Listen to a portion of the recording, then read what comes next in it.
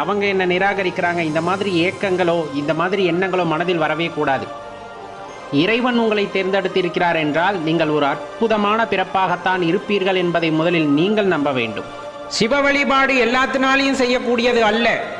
எதற்கும் துணிந்தவர்கள், எது வந்தாலும் பார்த்துக்கலாம் அப்படிங்கிறவங்க. ஏன்னா சிவ வழிபாடு செஞ்சா கஷ்டம் வருது அப்படி இப்படின்னு ஒரு மாயை பிம்பம் உண்டாகி விட்டதல்லவா. அதனால அது வந்தாலும் சரி பார்த்து கொள்ளலாம் என்ற மன எண்ணம் உடையவர்கள், மனோதிடம் உடையவர்கள் தான் சிவபக்திக்குள்ளே இறங்குகிறார்கள். அதனுள் இருக்கின்ற ஆழமான அன்பை ருசிக்கிறார்கள். மாறாக இந்த உலக பற்றுகளிலே ஆசை கொண்டவர்கள், பணம் புகழ் இந்த மாதிரி எல்லாம் எனக்கு வேண்டும் என்ற அடிப்படையிலே ஒரு ஆசை உள்ளவர்கள் சிவபக்திக்குள் வந்தாலும் அவர்கள் நீடித்து அந்த பக்தியிலே இருப்பது இல்லை. மனோதிடம் இருக்க வேண்டும். சிவபெருமானை பிடித்துக் கொண்டால் எல்லாம் அவர் பார்த்துக் கொள்வார் என்ற நம்பிக்கை யாருக்கு இருக்கிறதோ அவரால் தான் சிவபக்தியை தொடர்ந்து செய்ய முடியும். அவரால் தான் அந்த பிறப்பறுக்கக்கூடிய சூட்சமத்தையும் உணர்ந்து கொள்ள முடியும்.